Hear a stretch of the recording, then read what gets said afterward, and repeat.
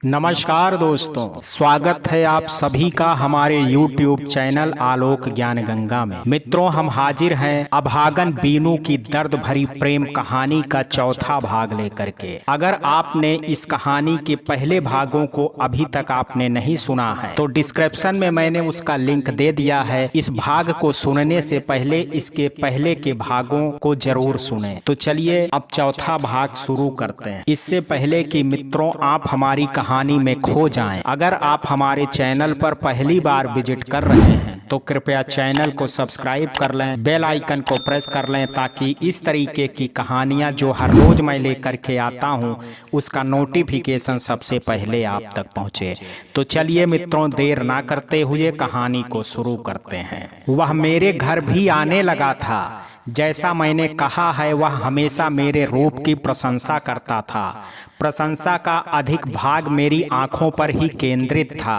एक दिन उसने कहा था, तुम्हारी आंखों ने तो मेरी नींद छीन ली है बिंदु। ये आंखें मेरे दिल में बस गई हैं, मैं इन्हें एक पल के लिए भी नहीं भूल पाता। तुम ऐसा करो कि मुझे अपनी इन आंखों में समा करके अपने दिल में उतार लो। तुम्हारी आंखें तो पहले ही मेरे दिल में उतर चुकी हैं। उसकी इन्हीं बातों ने मेरे दिल में एक अरमान जगा दिया था और मैं मचलते हुए सपने देखने लगी थी। प्यार के एक जगमगाते संसार में खोने लगी थी। प्यार के उस संसार में मैं सतीन्द्र का हाथ थामे पता नहीं कहां से कहां चली जाती थी। जैसा कि मैंने कहा है, वह मेरे घर आने लगा था। हम दोनों एक दूसरे को प्यार करने लगे थे। यह बात हम दोनों के परिवार वालों पर प्रकट हो चुकी थी। वह अपने बाप का इकलौता बेटा था और मैं अपने बाप की इकलौती बेटी थी। दोनों परिवारों के सोचने का ढंग एक था। सेठ दुर्गादास सोच रहे थे कि राय साहब की इकलौती बेटी उनकी पुत्रवधू बन जाएगी। इस तरह राय साहब की सारी संपत्ति भी उनकी हो जाएगी। राय साहब भी यही सोच रहे थे कि उनकी संपत्ति की स्वामिनी तो बिंदु ही है, उसे ही सेठ दुर्गादास की संपत्ति भी मिल जाएगी। यही कारण था कि यह रिश्ता बड़े उत्साह के साथ तय हुआ और बड़े लोगों के बीच चर्चा का विषय बन गया। अब तुम्हें क्या बताऊं बीनू दीदी की सगाई की रस्म कितनी धूमधाम से मनाई गई थी। मेहमानों के बीच पीने के सैकड़ों बोतलें पानी की तरह बहा दी गई थी। मनोरंजन के लिए बंबई से फिल्मी नर्तकियां और गायकों को बुलाया गया था। जिस समय हीरे की एक मूल्यवान अंगूठी सतीन्द्र ने मेरी उंगली में पहनाई थी, तालियों की गड़गड़ाहट चारों ओर गूंज गई थी और मैं अभिमान से भर उठी थी। हर ओर से एक ही आवाज आती थी कि मेरी और सतीन्द्र की जोड़ी का कोई जवाब नहीं है। फिर वह घड़ी आई जिसे होनी या दुर्भाग्य की संज्ञा दी जा सकती है। मैं तो पूरी तरह सावधान थी। मेरी कार पार्किंग में खड़ी थी और मैं मार्केटिंग करके आ रही थी। मेरे हाथ में साड़ियों के पैकेट और कुछ डिब्बे थे। मैं सड़क पार कर रही थी। मैं नहीं जानती थी कि एक कार बाईं ओर जाते जाते अचानक दाईं ओर कैसे मुड़ गई। कार चालक शायद नशे में था और अपने आप को संभाल नहीं पा रहा था, क्योंकि कार भी कुछ मेरी तरफ ही कभी इधर कभी उधर हो रही थी। मैं पूरी सख्ती से चीखी, कार के ब्रेक भी चीखे। एक जगह झटका लगा मुझे और मेरे हाथ के डिब्बे तथा पैकेट हवा में उछल गए। मैं सड़क पर गिरी और पीड़ा तथा दहशत के कारण बेहोश हो गई। कार चालक का नशा उतर गया था और वह कार को रिवर्स गियर में डाल करके पीछे हटा और बड़ी तेजी के साथ कार को भगा ले गया। लोगों का ध्यान जब तक इधर गया, ना कार थी और ना कार चालक था।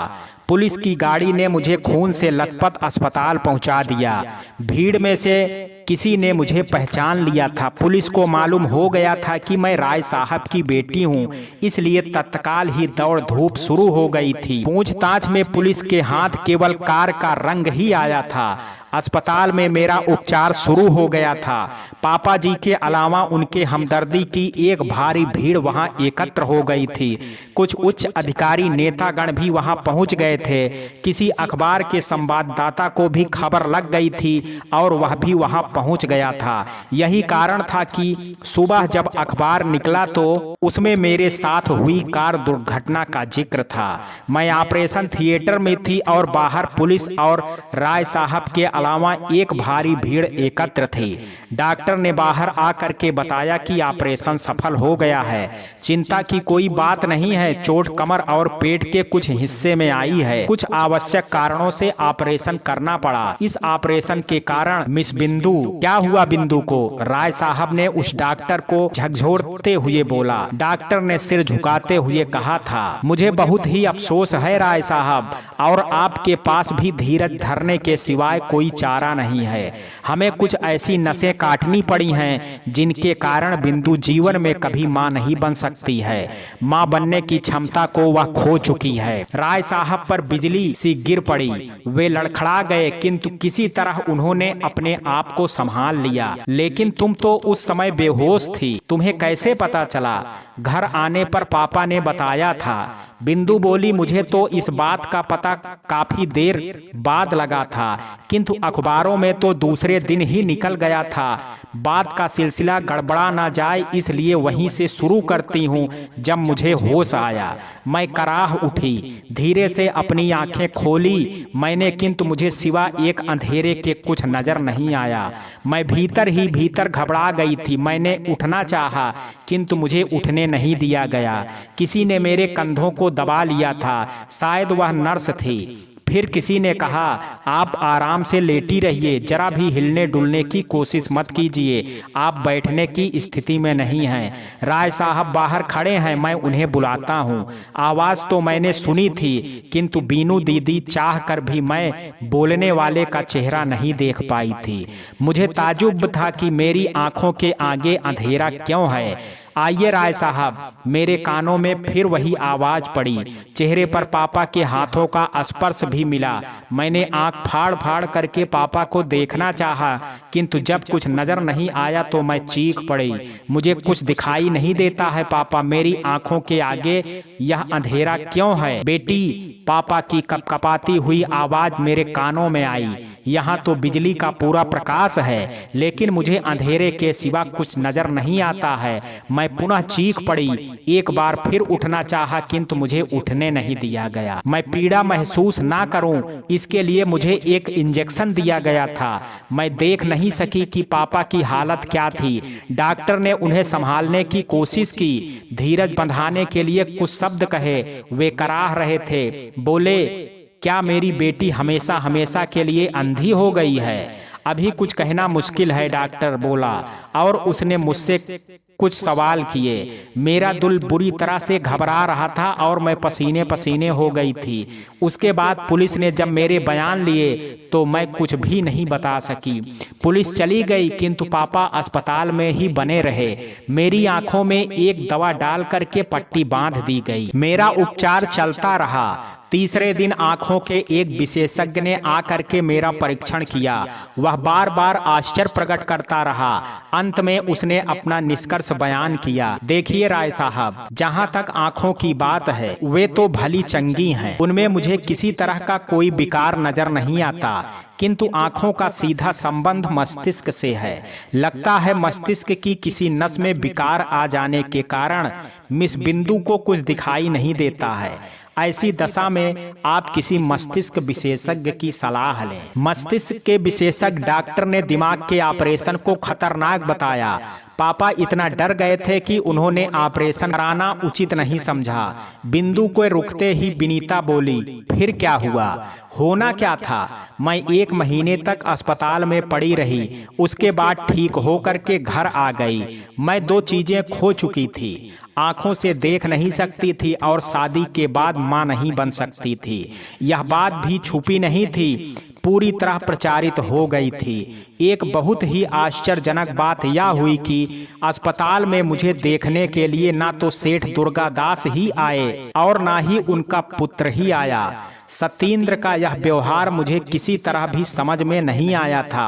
वह जो मुझे इतना प्यार करता था, मेरे हर कदम पर फूल बिछाने की बातें करता था, अचानक कहाँ गायब हो गया था। सेठ दुर्गादास भी राय साहब से क्यों कतरा रहे थे? मेरी उंगली में अभी तक हीरे की वह अंगूठी थी जिसके कारण सतेंद्र मेरा मंगेतर था और मैं उसकी मंगेतर थी। मेरे हाथ अंधेरे में ही हीरे की उस अंगूठी को टटोलते रहते थे और मैं सोचती रहती थी कि अब क्या होगा। मुझे लग रहा था कि सतेंद्र का प्यार नकली था, वह प्यार नहीं एक धोखा था जो दुर्घटना के एक ही झटके में चूर चूर होकर के बिखर गया था।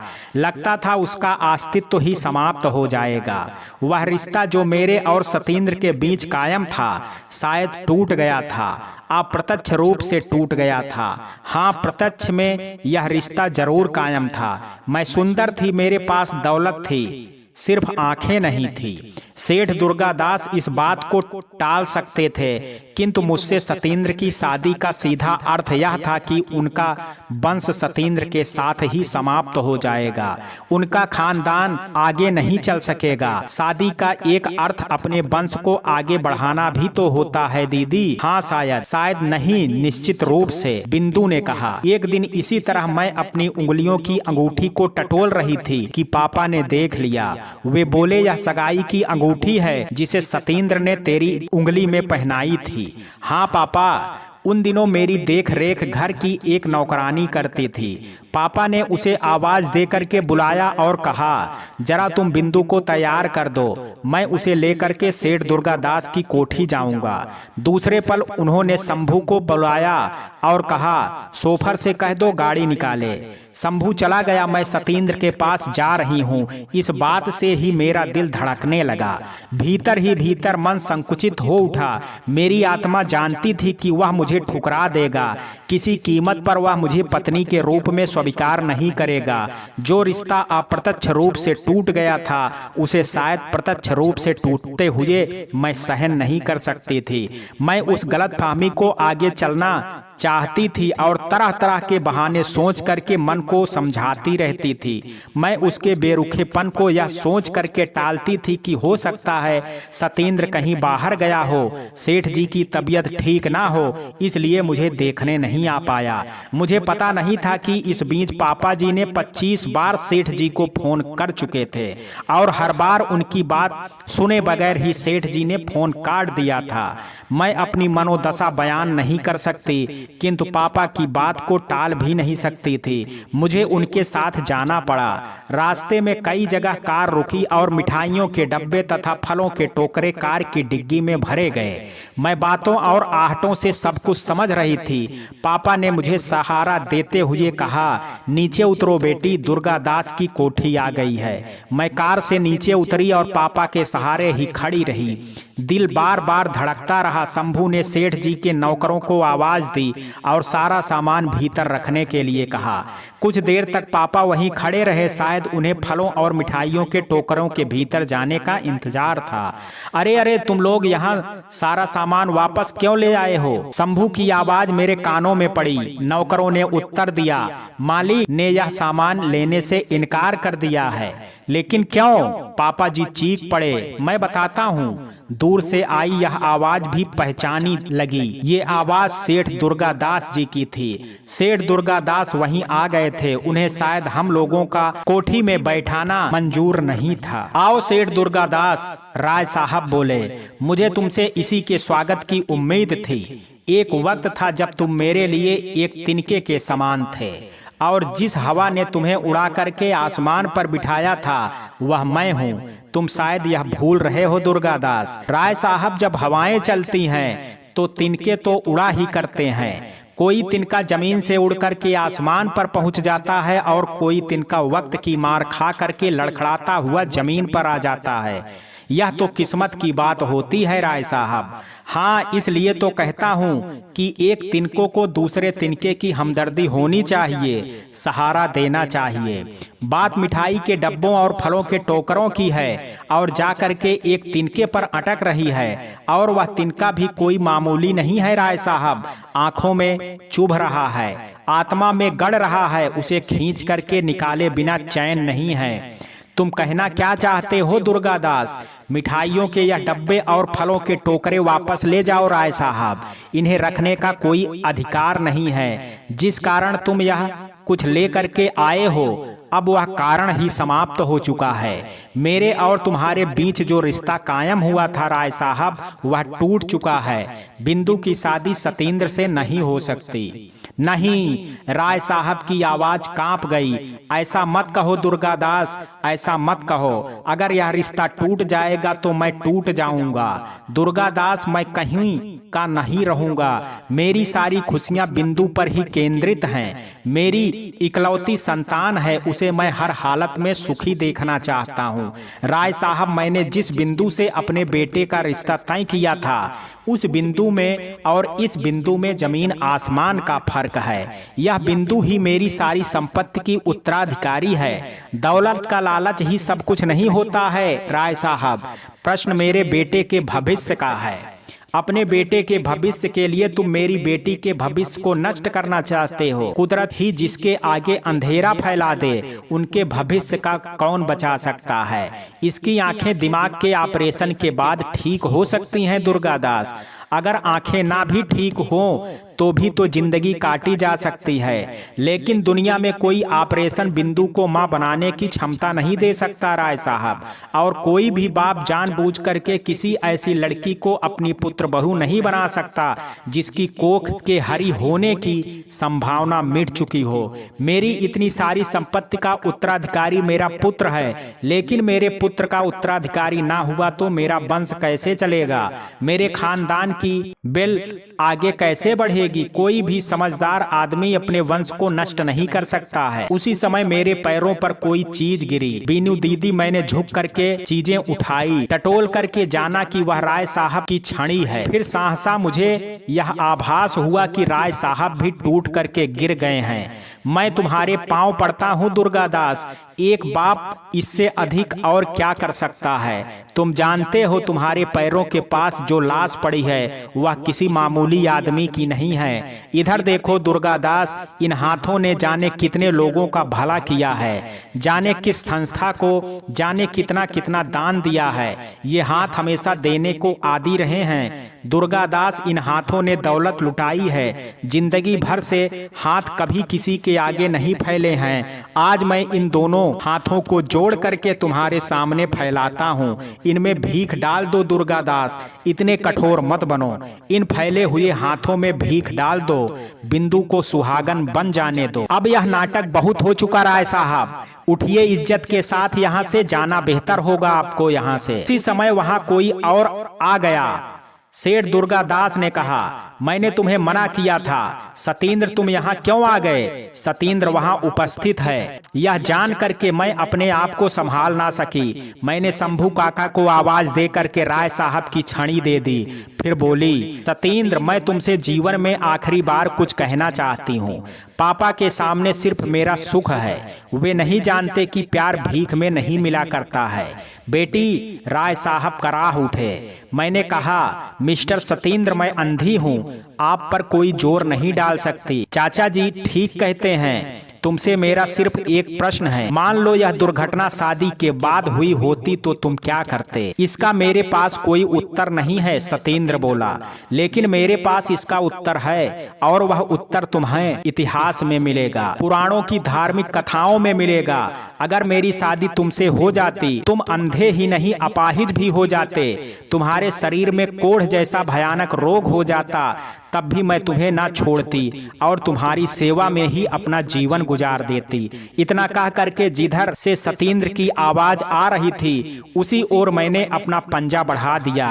जिस हाथ में तुमने मुझे सगाई की अंगूठी पहनाई थी उसी हाथ से अब इसे उतार लो। मैं आत्महत्या करना पसंद करूंगी, लेकिन तुम्हारे जैसे भावना शून्य व्यक्ति से शादी करना नहीं। सतेंद्र ने जब वह अंगूठी उतारी तो मैंने महसूस किया कि उसके हाथों में हल्की सी कपकपाहट थी। मैंने कहा, यह असली हीरे की अंगूठी है। सतेंद्र, तुम्हें मालूम होगा कि जो हीरा इतना चमकता है उसमें जहर भी होता है। आज मैंने इस जहर से छुट्टी पाना चाहूंगी और कोई रिश्ता नहीं रखना चाहती तुमसे। बेटी, राय साहब फिर कराह उठे। यहाँ से जल्दी चलिए पापा, मेरा तो दम घुटा जा रहा है। आप मुझे कहाँ ले आए हैं? आप किसके आगे अपना दामन फैला रहे हैं? चलिए पापा। 2 पल बाद ही फल और मिठाइयाँ वहीं छोड़ करके कार वापस लौट पड़ी। बैठे दुर्गादास की एक कड़कती हुई आवाज आई, सारा सामान उठा करके किसी मेन हॉल में डाल दो। उधर कार वापस लौट रही थी, अचानक शंभू फूट फूट करके रो पड़ा। कार के भीतर जो खामोशी थी उसे शंभू की सिसकियों भंग कर दिया। तुम्हें क्या हुआ शंभू? राय साहब ने पूछा। कुछ नहीं मालिक, जो जीवन भर नहीं देखा था उसे आज किस्मत ने दिखा दिया मालिक। आज मेरे मालिक पहली बार किसी के आगे झुक रहे हैं, टूट रहे थे। यह देखने से पहले शंभू की मौत क्यों नहीं हो गई मालिक? कल तक जो आपके आगे पीछे कुत्तों की तरह दुम हिलाता फिरता था, आज वही गुर्रा रहा था। इसी का नाम है तकदीर। शंभू, बेकार की बातें सोच करके अपना मन मत खराब करो। अंगोछे से अपने आंसुओं को पोंछ लो। बिंदु की आत्मकथा से विनीता का दिल भी भीग आया था और आंखें भी छलछला उठी थी। अपनी आंखें पोंछते हुए बोली, यह तो तुम्हारे मंगेतर की कहानी हुई बिंदु। अब अपने देवता की बातें सुनाओ। किसी से कोई भयानक पाप हो जाए बीनू दीदी, और वह प्रायश्चित करने के लिए अपने जीवन को ही दांव पर लगा दे, तो उसे देवता ही कहना होगा। और वह देवता उस समय सेठ दुर्गादास की कोठी में मौजूद था। किसी व्यापार के सिलसिले में किसी कॉन्ट्रैक्ट पर साइन कराने के लिए कोठी के बरामदे में खड़े खड़े उसने सब कुछ देखा था, सब कुछ सुना था। एक पल तक बिंदु कुछ सोचती रही, विचारती रही, फिर बोली। उसके दूसरे दिन अचानक ही वह देवता मेरी कोठी में आया। पठान ने उसे ड्राइंग रूम तक पहुंचा दिया।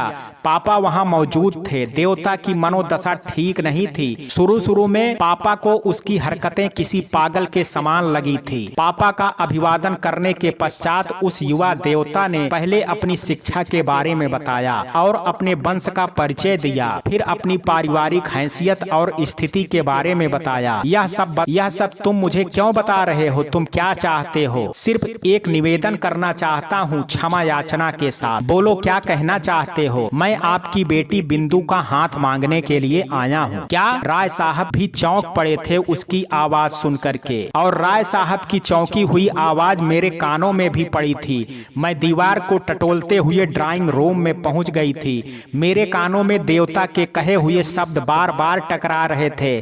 मैं आपकी बेटी बिंदु का हाथ मांगने के लिए आया हूँ। मैं आपकी। जैसे ड्राइंग रूम की हर दीवार से वही आवाज बार बार उभर करके मेरे कानों से टकरा रही थी।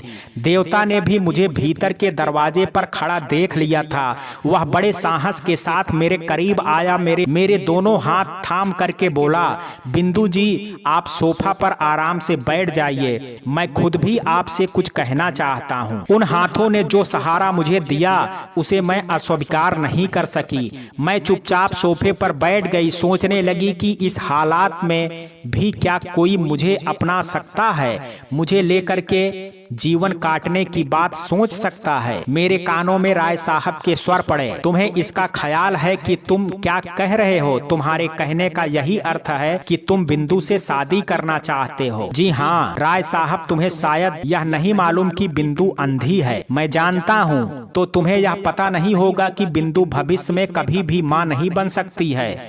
मुझे यह भी मालूम है, फिर भी तुम शादी करना चाहते हो? जी हाँ राय साहब। 2 पल तक राय साहब कुछ नहीं बोले। मुझे लगा कि उनके सामने जो गहरी समस्या आ गई है उसने उन्हें सोचने विचारने पर मजबूर कर दिया है। सहसा वे तेज स्वरों में बोले, इसका मतलब तो यह हुआ कि तुम्हें मेरी दुखती रंग का पता है और तुम मेरे हालात का फायदा उठाना चाहते हो। तुम सोचते हो कि ये तुम्हारी शादी हो जाएगी और तुम हमारी अचल संपत्ति के मालिक बन जाओगे। मेरे मरने के बाद तुम भी बिंदु को एक किनारे बिठा दोगे और जमाने भर में गुलछर्रे उड़ाते फिरोगे। नहीं राय साहब, बिंदु से शादी करने का मेरा पहली शर्त है कि मैं आपका घर दामाद नहीं बनूंगा। मैंने पहले ही बताया कि मेरे पिता के पास ईश्वर का दिया हुआ सब कुछ है। मुझे आपकी दौलत का कोई लालच नहीं है। इसे जीते जी आप किसी भी सामाजिक या राजनीतिक संस्था को दान कर सकते हैं, किसी के भी नाम लिख सकते हैं। इस धन से देश भर में धर्मशालाएं और अस्पताल खुलवा सकते हैं। ताकि आपके रहते दुनिया तक आपका नाम कायम रहे। मुझे आपकी संपत्ति नहीं चाहिए, बिंदु चाहिए। मैं बिंदु को आप जैसा सुख और वैभव देने का दावा नहीं कर सकता, पर मैं चाहूंगा कि उसे मैं अपने बाजुओं से कमाई हुई रोटी खिलाऊं, उसे सुख पहुंचाऊं, उसके भविष्य पर मंडराते अंधेरों को हमेशा के लिए मिटा दूं। मुझे आपका धन नहीं चाहिए, मैं बिंदु को सिर्फ एक पीली धोती में स्वीकार करना चाहता हूं। मैं नहीं समझ पा रहा हूं कि तुम्हारे इस त्याग और आदर्श के पीछे क्या है। तुम एक पढ़े लिखे संपन्न घराने के युवक हो, तुम्हें मेरी दौलत का लालच नहीं है, बिंदु से तुम्हें किसी सुख की आशा नहीं है। फिर तुम यह सब कुछ क्यों करोगे, जबकि तुम्हें मालूम है कि तुम्हारा वंश भी आगे नहीं बढ़ेगा। यह तो मैं नहीं बता सकता राय साहब, पर यह बहुत निश्चिंत बात है कि मेरे कारण बिंदु के चेहरे पर कभी भी दुख की एक भी रेखा नहीं आएगी। राय साहब थोड़ी सी खामोशी के बाद बहुत ही गंभीर स्वर में बोले, जब तक तुम्हारे इरादे का पता मुझे नहीं चलेगा, मैं तुम्हें स्वीकृत नहीं दे सकता। तुम्हें यह बताना ही होगा कि तुम क्यों बिंदु से शादी करना चाहते हो। हो सकता है मेरे यह बताने का प्रभाव अच्छा ना हो, बल्कि बिल्कुल विपरीत हो और बात बनने की बजाय बिगड़ जाए। फिर भी जब तक मैं संतुष्ट नहीं हो जाता, यह रिश्ता नहीं होगा। उफ, बड़े बेचैन स्वर में देवता ने कहा, मैं क्या करूं, मैं खुद अपनी आत्मा के बोझ पर काबू नहीं पा रहा हूं। रात के सन्नाटे में मुझे अपने आप से ही लड़ना पड़ता है। मेरा जी चाहता है कि मैं अपने बालों को नोच डालूं, अपने हाथों से अपनी गर्दन को दबा लूं, अपने कपड़ों को फाड़ करके फेंक दूं। इसका मतलब तो यह हुआ कि तुम पागल हो। नहीं राय साहब, मैं एक अच्छा भला इंसान हूं, तो फिर ऐसा क्यों करते हो। मेरी छाती पर अपराध का एक बोझ है राय साहब, जो मुझे चैन नहीं लेने देता है।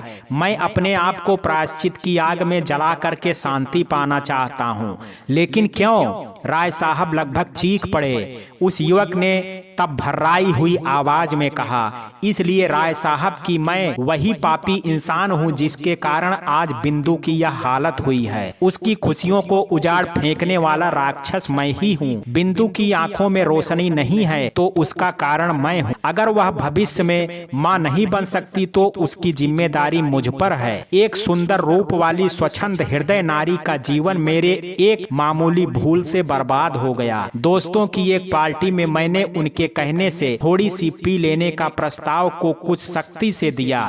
इसी का अंजाम था कि मैं पापी हो गया।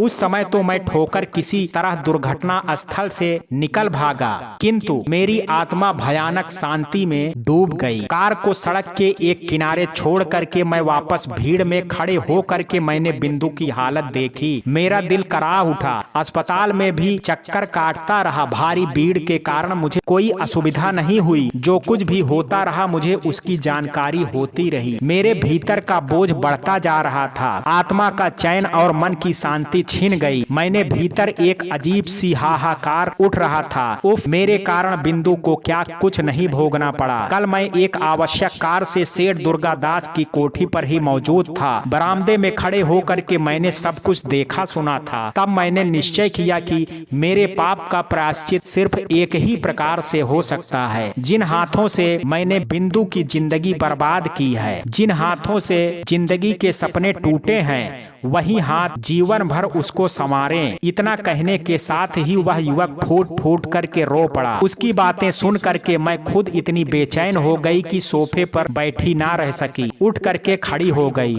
मैंने अपने पैरों पर दो कांपते हुए हाथ महसूस किए। सिसकने के स्वर भी पड़े। आंसुओं की गर्म बूंद भी मेरे पैरों में गिरी। प्रायश्चित की आग में तप करके कुंदन हो गया था मेरा देवता। मुझे दिखाई तो नहीं दिया, पर मैंने अपनी आत्मा से उसकी चमक का उजाला पाया। उसने कहा, बिंदु जी, अपने इस भयानक अपराधी को अगर क्षमा कर सकती हैं तो जरूर कर दें। वैसे किसी की जान लेने से भी बड़ा अपराध मैंने किया है। यह अपराध बहुत भारी है और कानून की किताब में इसकी सजा बहुत कम है। मेरी आत्मा ही मुझे क्षमा करने के लिए तैयार नहीं है। बिंदु जी, मेरी समझ में नहीं आ रहा है कि मैं क्या करूं। मैंने टटोल करके उसकी बाहें थाम ली और उठाते हुए कहा, अरे यह आप क्या कर रहे हैं। मैंने अपने हाथों से उनके भीगे चेहरे को टटोला, अपने आंचल से टटोल करके ही उनके आंसू पोंछे और उनके थरथराते ओंठों पर अपनी हथेली फिरा करके बोली, अब आपकी एक भी सिसकारी मैं सहन नहीं कर पाऊंगी। यह तो होनी थी जो हो करके रही। आज की दुनिया में पाप करने वाले रोते नहीं हैं, वे तो मुस्कुराते और उस समय कहकहा लगाते हैं जब कानून भी उन्हें बांध नहीं पाता। आपके भीतर की पीड़ा, प्रायश्चित की भावना और आपके इन आंखों ने आपकी इतनी उजली तस्वीर पेश की है कि आपके प्रति घृणा या बदले की एक भी रेखा मेरे मन में नहीं खींची। अगर मुंह से ही कहना आवश्यक है तो सुनिए, मैंने आपको बिना शर्त क्षमा कर दिया है, लेकिन मैं तुम्हें क्षमा नहीं कर सकता।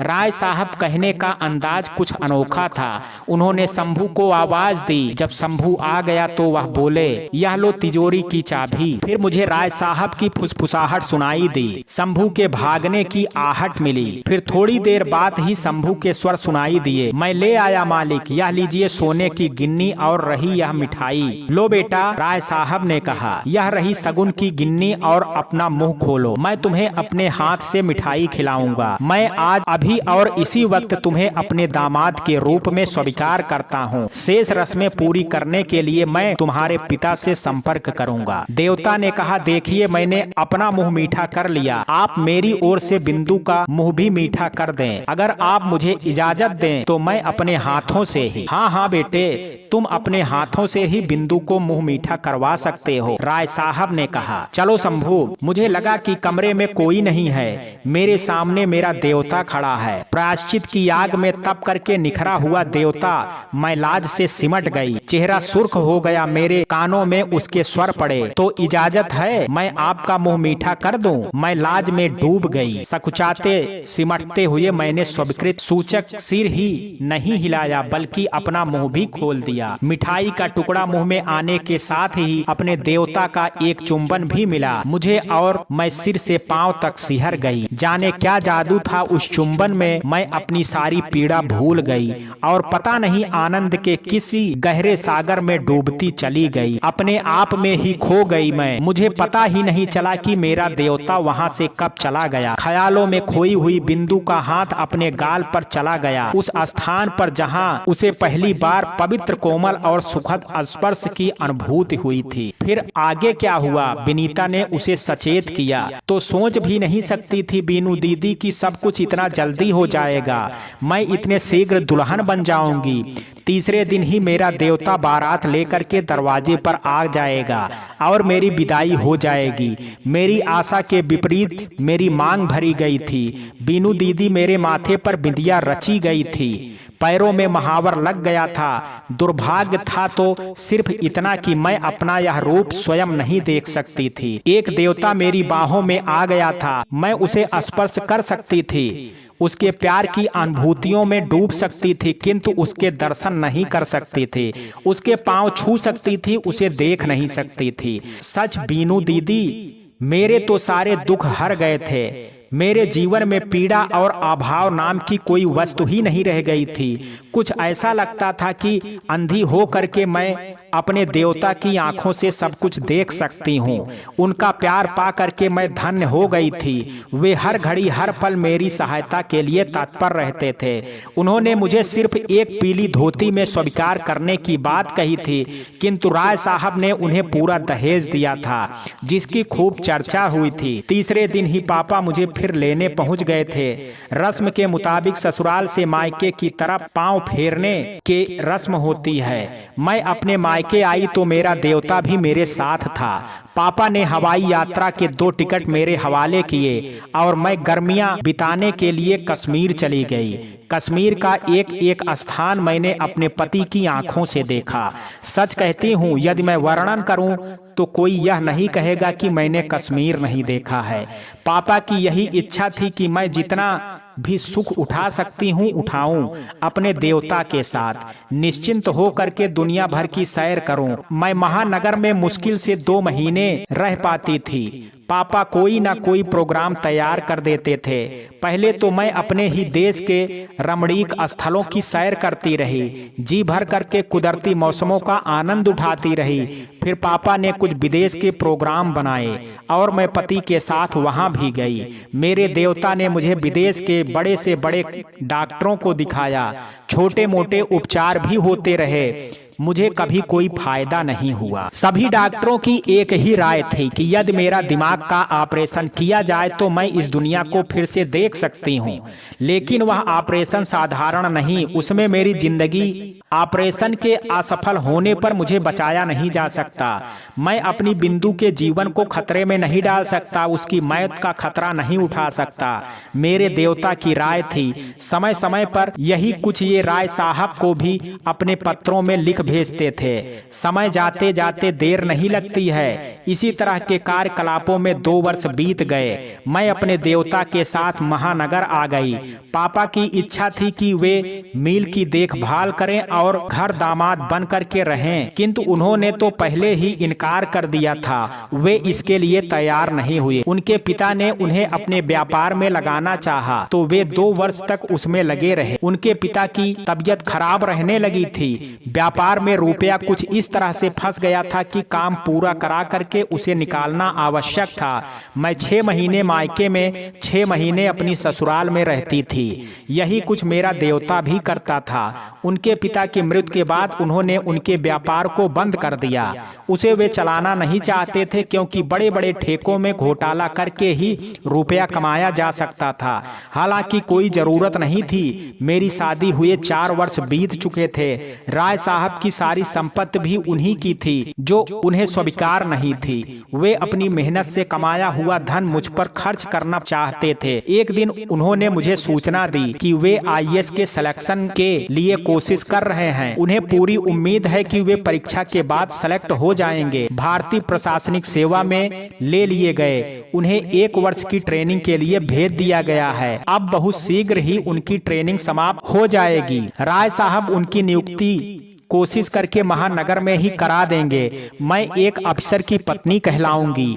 हो सकता है उन्हें रहने के लिए कोई सरकारी बंगला अलॉट हो और उन्हें उसी बंगले में रहना पड़े। वैसे तो उनकी कोठी भी इस समय खाली पड़ी है, क्योंकि उसको देखभाल करने वाला कोई नहीं है। ओह, विनीता बोली, सच बिंदु, तुम्हारी बातों से मुझे बड़ा सुख मिला। एक नारी को अपने सुहाग से जो मिलना चाहिए वह तुम्हें मिला। लेकिन दीदी, जब मैं तुम्हारे बारे में सोचती हूँ तो दुखी हो उठती हूँ। बिंदु बोली, तुमने अपने बारे में तो कभी कुछ बताया नहीं। मेरा जीवन दुर्भाग्यपूर्ण रहा। उसमें सुख नाम की कोई चीज होती तो तुम्हें जरूर बताती। बिंदु खामोश रही। विनीता ने ही कहा, समय काफी बीत गया है, अब हमें चलना चाहिए, अन्यथा राय साहब को चिंता हो जाएगी। विनीता ने बिंदु को सहारा दिया। दोनों उठ करके धीमी गति से हरी हरी घास पर चलने लगी। इसी तरह बिंदु के साथ विनीता का जीवन बड़े आराम से कट रहा था। वह अपने अतीत को भूल जाना चाहती थी। उन घटनाओं को भी वह याद नहीं करना चाहती थी जिसका संबंध उसके अपने अतीत से था। पति मर चुका था और घर तथा प्रेस पर राम प्रसाद का अधिकार हो चुका था। वह अपना सामान तक उस घर में लेने नहीं गई थी। उन सब का तो वह मूवी देखना नहीं चाहती थी, उनकी याद तक नहीं करना चाहती थी। यह भी एक संयोग था कि उस परिवार के किसी सदस्य की सूरत तक उसे नहीं दिखाई पड़ी थी। राय साहब उसे अपनी बेटी के समान ही मानते थे। बबलू उनकी आंखों का तारा और जीवन का एक सहारा बन गया था। उसे वे अपने नाती के समान मानते थे। सुबह शाम दादा नाती में खूब छनती थी और बीच के समय का काफी भाग बबलू का स्कूल में बीतता था। वह खूब मन लगा करके करके पढ़ता था। समय मिलने पर विनीता भी उसे पढ़ाने बैठ जाती थी। विनीता को एक शक्तिशाली भाई मिल गया था, पठान के रूप में। रक्षाबंधन के दिन उसकी कलाई पर जब उसने राखी बांधी और मुंह में मिठाई का टुकड़ा डाला तो पठान अपनी बहन याद आ गई थी उसे, और उसकी आंखों में आंसू छलछला आए थे। उन आंसुओं को उसने विनीता की फैली हथेली पर टपका दिए थे। मेरा बहन, पठान रुंधी हुई आवाज में बोला था, हमारा दिल में तुम्हारे वास्ते बहुत अरमान है, पर तुम्हारा भाई गरीब है। इस पाक रस्म पर तुमको कुछ नहीं दे सकता है, इसलिए हमने अपना आंसू दिया है। साथ में एक वादा भी देता हूँ, पठान अपनी बहन के वास्ते अपनी जान भी दे सकता है। इतना कह करके पठान ने विनीता का चेहरा अपने दोनों हाथों में ले लिया था और स्नेहपूर्ण एक चुंबन उसके माथे पर जड़ दिया था। पठान के माथे पर उसका लगाया हुआ तिलक चमक रहा था। विनीता स्टूल पर रखी हुई पूजा की थाली उठा करके बोली, भाईजान, तुमने तो बहुत कुछ दे दिया। स्नेह के आंसुओं का मोल मोतियों से भी नहीं चुकाया जा सकता। आंसू बहुत पवित्र होते हैं। मेरी विनती है, मेरे लिए इन्हें कभी जाया मत करना। पठान की समझ में यह बात पूरी तरह नहीं आई थी और विनीता चली गई। उस दिन से विनीता पठान को भाईजान कहने लगी थी। उस दिन पठान की तबीयत कुछ ठीक नहीं थी। वह अपने क्वार्टर में पड़ा था। क्वार्टर कोठी के पीछे भाग में स्थित था। उसके बगल में 4 क्वार्टर और थे। एक में नौकरानी धनिया रहती थी, एक क्वार्टर माली के लिए था, दूसरे में शंभू काका रहते थे और उसके बाद वाला क्वार्टर सोफर के लिए था। विनीता उसके क्वार्टर में भाईजान कहते हुए दाखिल हो गई। उसके लिए यह गर्म दूध लेकर के गई थी। पठान तो उसे आया देख करके उछल करके बैठ गया। बोला, गरीब का क्वार्टर पाक हो गया, तुम्हारा कदम पड़ा, हमारा नसीब, हमारा बहन का हमारा कितना ख्याल है, हमारे वास्ते गर्म दूध। अब तुम्हारी कैसी तबीयत है भाईजान? अल्लाह ताला का फजल से सब ठीक है, उसका मेहरबानी है बहन, तुम्हारा दुआ है। उसी समय पठान बोला था, अब तुमको एक खुशखबरी देता है बहन, हमारा भांजा बहुत किस्मत वाला है। राय साहब सोचता है बिंदु बीबी जी उसको गोद ले ले, उसको अपना बेटा बना ले। क्या? विनीता चौंक पड़ी। यह तुमसे किसने कहा भाईजान? मैं अपना बेटा किसी को नहीं दे सकती। तुम कैसी बातें बोलता है बहन? हमारा भांजा कितना भारी दौलत का मालिक बनेगा, मैं उसे किसी भी कीमत पर बेच नहीं सकती भाईजान। विनीता जैसे झुंझला पड़ी थी। नहीं नहीं कहती हुई वह पठान के क्वार्टर से बाहर चली गई और पठान देखता ही रह गया। बीनू दीदी, बिंदु दीदी आवाज लगाई। आवाज तेज थी, उसमें खुशी झलक रही थी। विनीता लपक करके वहां पहुंच गई और बोली, क्या बात है बिंदु, आज बहुत खुश नजर आ रही हो। बीनू दीदी, उनको ट्रेनिंग पूरी हो गई है, अभी अभी पापा ने बताया है, वे शीघ्र आने वाले हैं, उनका पत्र आया है। तुम्हारा मतलब तुम्हारे देवता से है ना? हाँ दीदी। कहाँ है वह पत्र? विनीता ने कहा। यह भी एक संयोग ही था कि विनीता के सामने अभी तक बिंदु के देवता का नाम भी नहीं आया था। पत्र तो पापा के पास है, उन्हीं के नाम था। मैं पढ़ नहीं सकती थी ना, इसलिए वे पत्र मुझे नहीं भेजते। अब खुद आ जाएंगे तो जी भर करके बातें करूंगी। विनीता मुस्कुरा दी। तन की बात तो मैं नहीं जानती, पर मन के वो बहुत सुंदर हैं। देखोगी तो मुझे विश्वास है तुम्हारी आंखें शीतल हो जाएंगी दीदी। सच बिंदु, मैं भी उस देवता के दर्शन करके धन्य हो जाऊंगी। विनीता ने कहा, तो कब आ जाएंगे तुम्हारे देवता? आने से पहले वो तार करेंगे। अब यह बताओ बिंदु, मुझे क्या करना है? असल बात तो यह है दीदी की खुशी मुझसे अकेले समेटी नहीं जा रही है। जी चाहता है कि मैं नाचने लगूं। मुझे नाचना आता तो मैं पूरा सहयोग करती। उसकी बात पर बिंदु खिलखिला करके हंस पड़ी। फिर बोली, उनकी कोठी तो बंद पड़ी है। पत्र में उन्होंने उसकी सफाई कराने के लिए लिखा है। कल और परसों तक उनकी कोठी की सफाई आदि हो जाएगी। शंभू और माली को यह काम सौंपा जाएगा। जरूरत पड़ी तो कुछ मजदूर ले लिए जाएंगे। मेरा ख्याल है कि ट्रेनिंग के बाद की छुट्टियां वे मुझे लेकर के अपनी कोठी में ही बिताएंगे। यह तो मैं समझ गई। अब यह बताओ कि मुझे क्या करना है? बहुत मामूली सा काम है दीदी। जब कोठी की सफाई हो जाए तो तुम जाकर के निरीक्षण कराओ, कहीं किसी बात की कोई कमी न रह जाए। मेरे स्थान पर खड़े होकर के तुम्हें उस कोठी की सजावट को पूरी कराना है। यह तो कुछ भी मुश्किल नहीं है बिंदु। मुझे उनकी कोठी में रहना पड़ा तो तुम मेरे साथ रहोगी ना? मैं रह तो सकती हूँ, लेकिन मेरे साथ बबलू भी तो रहेगा। उसी समय वहाँ राय साहब आ गए। बोले, बबलू इसी कोठी में रहेगा। तुम तो जानती हो कि वह मेरे बगैर एक पल भी नहीं रह सकेगा। किसके साथ घूमेगा, किसके साथ खेलेगा? समझती हूँ।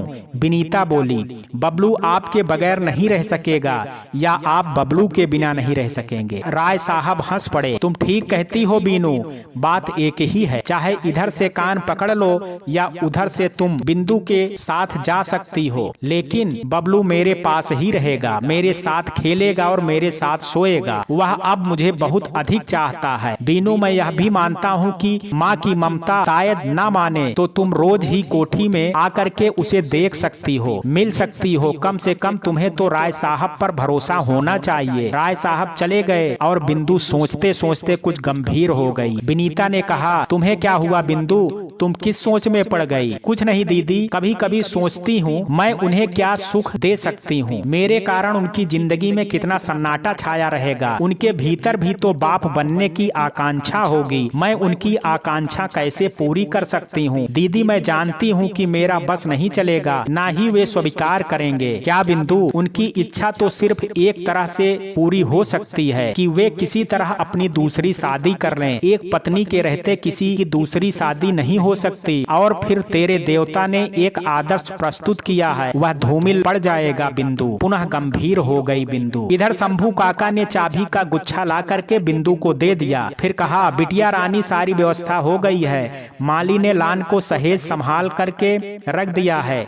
गमले पहुंचा दिए हैं, नए पौधे लगा दिए गए हैं, भीतर सफाई हो चुकी है, दरवाजे और खिड़कियों के गंदे पर्दे बदल दिए गए हैं। हाँ बिटिया रानी, अभी चाबियों का यह गुच्छा अपने पास ही रखो। काका कल ही बीनू दीदी को लेकर के जाना है। तुम भी मेरे साथ चलोगी बिंदु? अच्छी बात है दीदी, चली चलूंगी। राय साहब की कोठी से एक कार चली और चलती रही। फिर एक शानदार कोठी के सामने रुकी तो बिंदु का दिल धड़क गया। एक पल के लिए तो वह सन्नाटे में आ गई जब शंभू ने कहा, विनोद बाबू की कोठी आ गई बिटिया रानी। विनोद एक शब्द विनीता के दिल में उमड़ा और ओंठों तक आते आते रह गया। बिंदु इंतजार ही करती रह गई कि विनीता उसे सहारा दे करके उतारे। तुम क्या सोचने लगी बीनू? शंभू ने कहा, बिटिया रानी को सहारा दे करके नीचे उतारो। हाँ हाँ। विनीता एकदम चौंक पड़ी। उसने चौंकने का आभास बिंदु को हुआ था, उसके चौंकने का आभास बिंदु को भी हुआ। विनीता ने उसे सहारा दे करके कार से नीचे उतारा और भीतर की ओर ले करके चली गई। बिंदु से बोली, तुम चल करके आराम करो, देख करके बताऊंगी कि कोठी की साज सजावट कैसे है। बिंदु को एक कमरे में पहुंचा करके उसने पलंग पर बिठा दिया और एक के बाद दूसरा कमरा देखने लगी। उसके दिल और दिमाग में एक हलचल सी मच गई। एक तूफान सा उठ खड़ा हुआ था और वह नहीं चाहती थी कि उसके भीतर की हलचल या तूफान का पता बिंदु को लगे। यही तो वह कोठी है जिस पर कभी ज्योति का राज था और ज्योति उसकी अंतरंग सखी थी। दोनों के दिल मिल गए थे। वह कई बार ज्योति के साथ इस कोठी में आई थी, विनोद से मिली थी। ज्योति की हार्दिक अभिलाषा थी कि वह विनीता को अपनी भाभी बनाएगी। उसने समय समय पर उससे छेड़छाड़ भी की थी।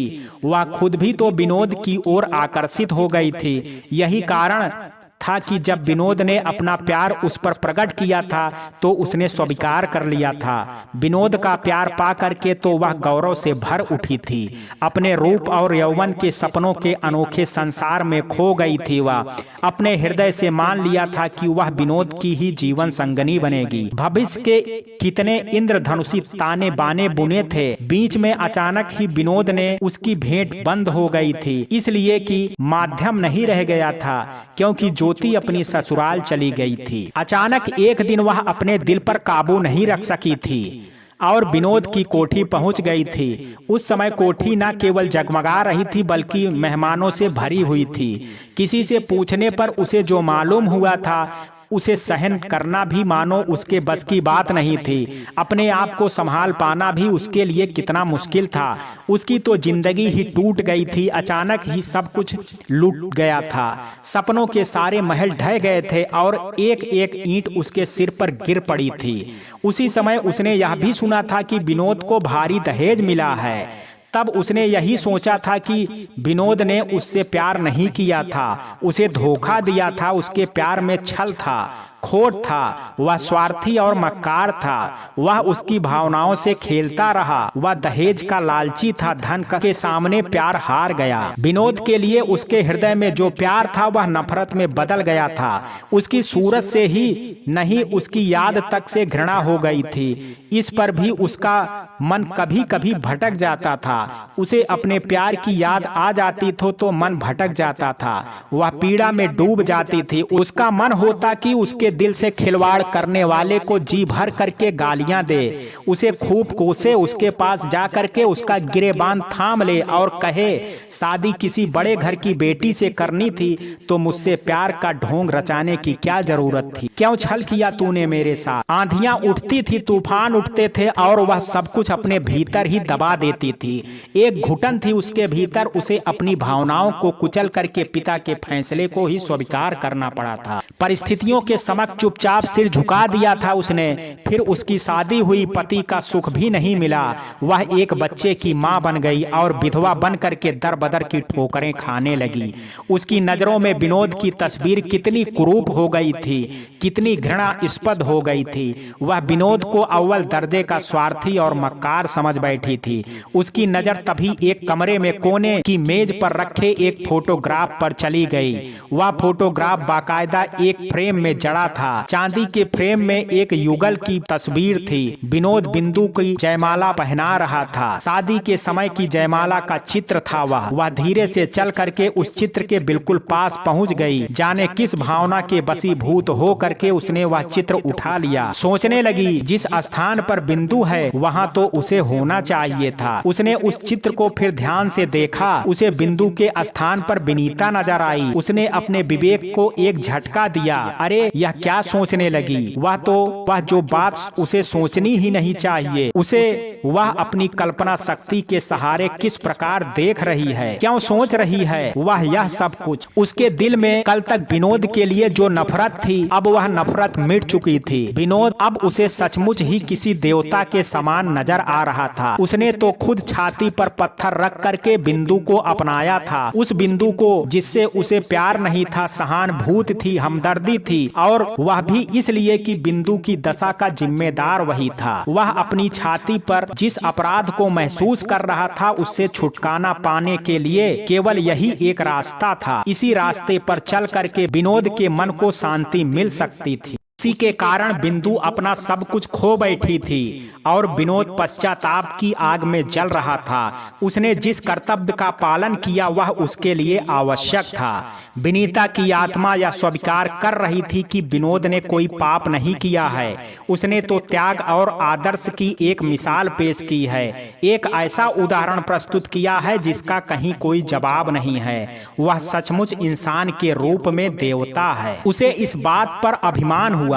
विनोद से प्यार करके उसने कोई भूल नहीं की थी। उसकी पसंद में कहीं कोई खोट नहीं थी। उसकी तकदीर में विनोद नहीं लिखा था तो वह कर भी क्या सकती थी।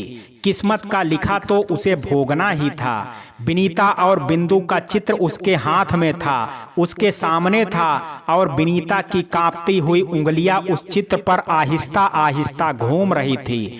बड़े प्यार के साथ जैसे वह विनोद के चेहरे को आहिस्ता आहिस्ता सहला रही थी।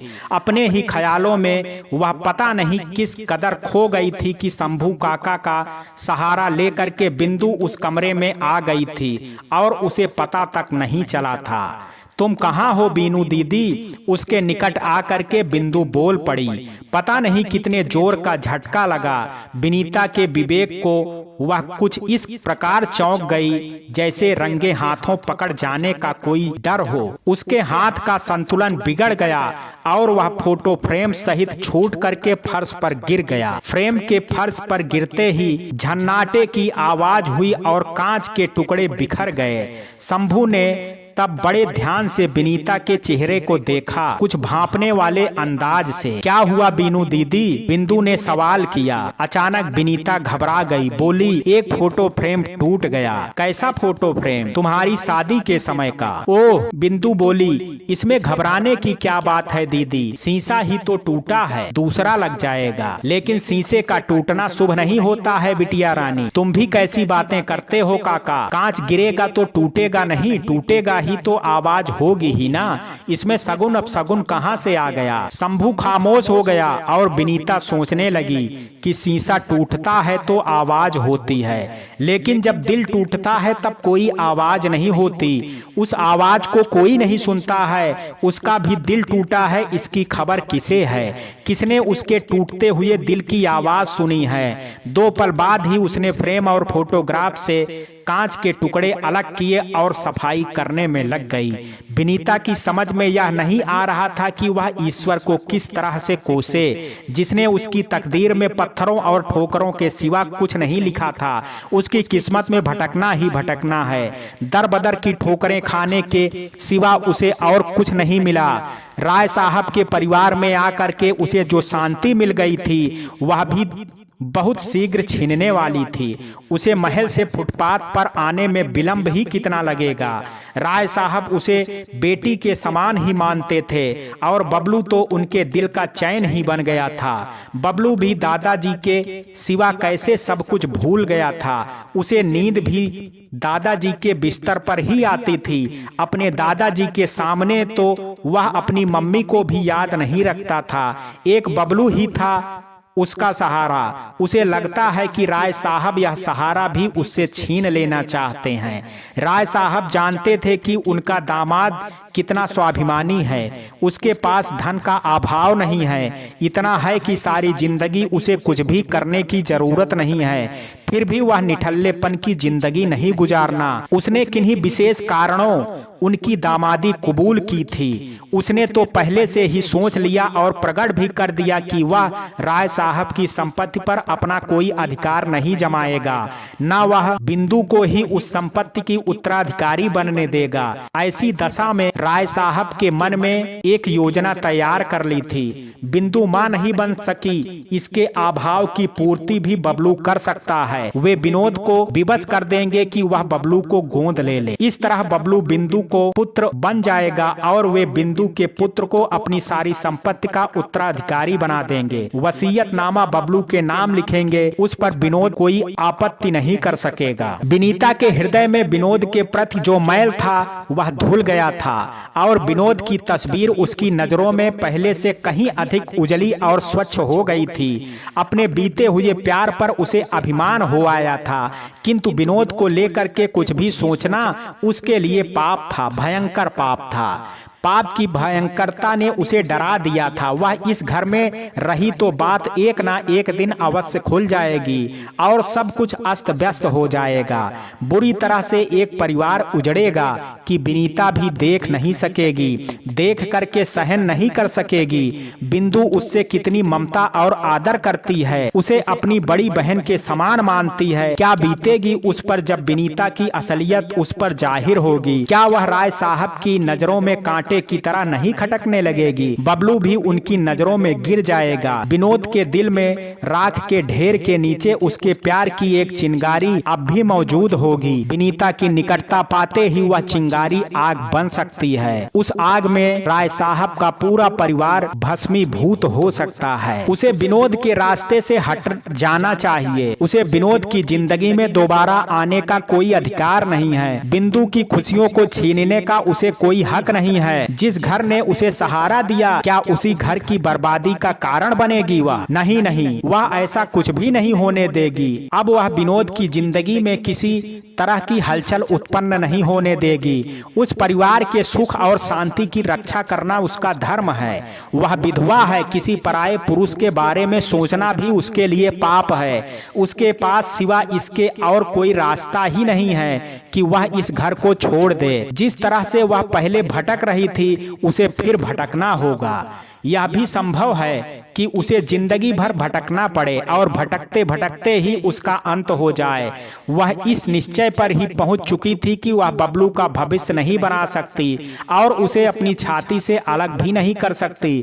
बबलू का सहारा लेकर के तो उसने बड़े से बड़ा दुख झेला है, कठिनतम परिस्थितियों से जूझी है। उस समय बबलू को छाती से लगा लेने पर ही उसे शांति मिल जाती थी। इन दिनों वह शांति भी उससे छिन गई थी। बबलू पहले उनके साथ सोता था, अब अपने दादाजी के पास कहानियां सुनते सुनते सो जाता है और उनसे पहले ही उठ करके उनकी सेवा में लग जाता है। उसे एक शंका भी हुई कि बबलू अपने दादाजी से बहुत हिल मिल गया है। अगर उसे लेकर के विनीता कहीं चली गई तो वह उसे चैन नहीं लेने देगा। अब क्या करे विनीता, यह निर्णय नहीं कर पाई और एक दिन अचानक ही उस घर में हंगामा खड़ा हो गया। भाग दौड़ मच गई। विनोद बाबू आ गए। विनोद बाबू के आ जाने से मानो उस कोठी में एक नया जोश आ गया, एक नया उत्साह आ गया। खुशी की एक लहर दौड़ गई।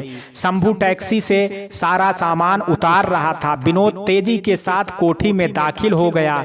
सबसे पहले जाकर के उसने राय साहब के पांव छू करके आशीर्वाद प्राप्त किया। राय साहब ने कहा, कमाल है बेटे, तुम्हारा भी जवाब नहीं है। मैं तो तुम्हारे तार का इंतजार कर रहा था और तुम खुद आ गए। पहले से खबर मिलती तो मैं गाड़ी लेकर के स्टेशन आ जाता। क्या फर्क पड़ता है पापा जी, मैं तो अचानक पहुंच करके बिंदु को चौंका देना चाहता था। तो जाओ बेटे, बिंदु अपने कमरे में है। लेकिन वह तो चौंकने के बाद अब संभल गई होगी। जब पूरे घर में शोर शराबा मच गया तो क्या उसे खबर नहीं मिल गई होगी? बिंदु, तुम कहाँ हो बिंदु? कहता हुआ विनोद उसके कमरे की ओर तेजी से चल पड़ा। उसकी आवाज विनीता के कानों में पड़ी तो उसका दिल धड़क गया। वह तेजी से हट करके एक किनारे हो गई। अगर वह ऐसा ना करती तो विनोद की नजर उस पर जरूर पड़ जाती। एक अजीब सा सन्नाटा विनीता के शरीर में फैल गया। वह अवाक थी। कुछ पलों के लिए तो जैसे उसकी सांसें रुक गई। उसने अपनी पीठ मोड़ ली और सिर पर आंचल डाल लिया। विनोद बिंदु के बिल्कुल निकट आ गया। उसने हाथ बढ़ा करके बिंदु के दोनों हाथों अपने हाथों में ले लिए और उसके चेहरे के पास मुंह ले जाकर के फुसफुसाया, मैं आ गया बिंदु, मेरे देवता। बिंदु के ओंठ कांपे। विनोद ने उसे अपनी बाहों में ले लेना चाहा। उसके ओंठ की थरथराहट मिटा देनी चाहिए। कहीं कमरे में कोई और तो नहीं है, यह देखना चाहा। उसने तो उसकी नजर विनीता पर पड़ गई, किंतु वह उसे देख नहीं सका। उसने धीरे से बिंदु के हाथ छोड़ दिए, फिर बोला, तुम्हारे कमरे में कौन है? बिंदु खिलखिला करके हंस पड़ी और वह विनोद के संकोच को समझ गई। बोली, और कौन हो सकता है मेरे कमरे में सिवा बीनू दीदी के? विनीता के दिल की धड़कन और तेज हो गई और सिर झुक गया उसका। बिंदु ने उसे आवाज दे करके पास आने के लिए कहा। विनीता भीतर ही भीतर डर रही थी। उसके पांव उठ नहीं रहे थे। कहीं विनोद के मुख से कोई ऐसी बात ना निकल जाए जो रहस्य का पर्दा ही उठा दे। बिंदु उसके लिए छोटी बहन के समान थी और किसी भी तरह वह उनकी नजरों में गिरना नहीं चाहती थी। उसकी परेशानी का कारण नहीं बनना चाहती थी। कैसा अजीब संयोग था। जिसे वह प्यार करती थी वह किसी सुहागन का सुहाग बन उसके सामने खड़ा था और एक अनजान विधवा के रूप में विनीता का उससे परिचय होने वाला था। बीनू दीदी, तुम्हें मेरी कसम, मेरे पास आ जाओ।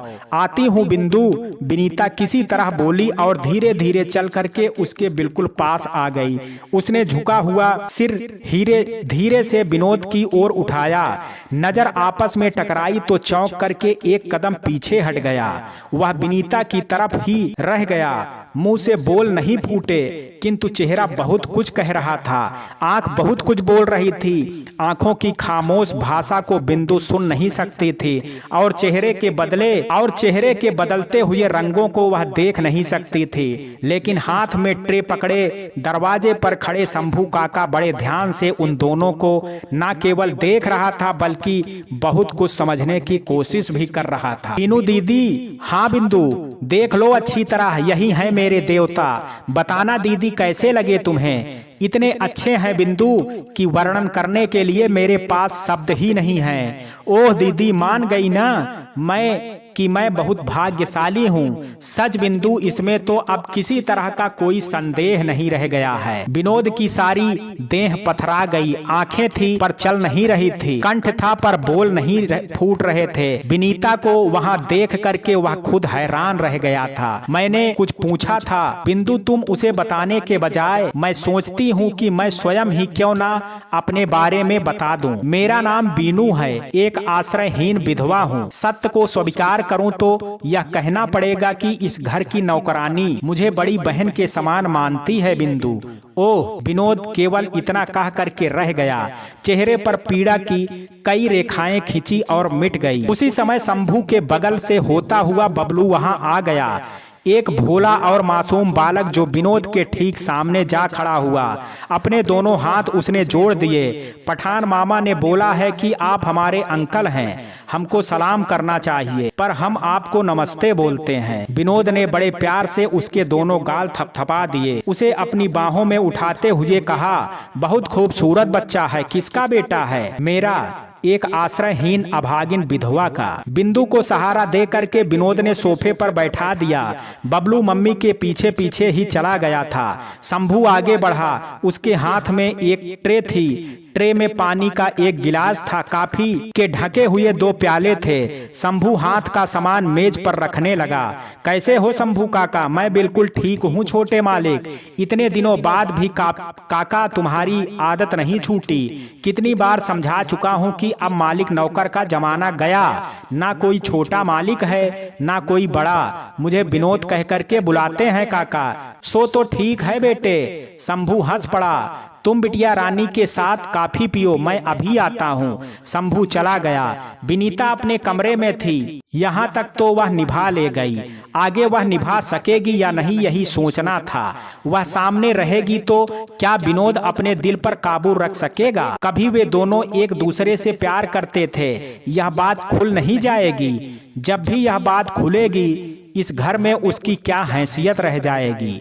वह किसी को कैसे अपना मुंह दिखाएगी? राय साहब की नहीं, वह बिंदु की नजरों में भी गिर जाएगी। उस पर कितना बड़ा लांछन लगेगा। अपने आंचल में वह कोई दाग कैसे बर्दाश्त कर सकती है? उसका एक एक पल बड़ी बेचैनी से गुजरने लगा। वह बिंदु दूर दूर भागने लगी। अपने बचाव के लिए वह उपाय सोचने लगी। उधर बिंदु को अपने बीनू दीदी से अपूर्व स्नेह था। मन के संपूर्ण विश्वास से वह उसे बड़ी बहन मान बैठी थी। उसे चिंता हुई कि हर पल छाया की तरह साथ निभाने वाली बीनू दीदी अब उससे दूर क्यों भाग रही हैं? सुनो, वह दोपहर को अचानक विनोद से बोली, जरा मुझे बीनू दीदी के कमरे में ले चलो। जब से तुम आए हो वह मेरे पास पूरी बात बिंदु नहीं कह पाई। विनोद उसे सहारा देकर चला। दरवाजे के पास पहुंच करके बोला, बीनू जी क्या मैं अंदर आ सकता हूँ? मित्रों, कहानी के इस भाग में आज इतना ही। शेष कहानी कल सुनेंगे भाग 5 में। कहानी का ये भाग आपको कैसा लगा, आप अपनी राय मुझे कमेंट बॉक्स में जरूर दीजिएगा। वीडियो अगर पसंद आया हो तो वीडियो को लाइक, शेयर और चैनल को सब्सक्राइब करना ना भूलें। कल मिलते हैं कहानी के शेष भाग के साथ भाग 5 में। तब तक के लिए जय हिंद, जय भारत।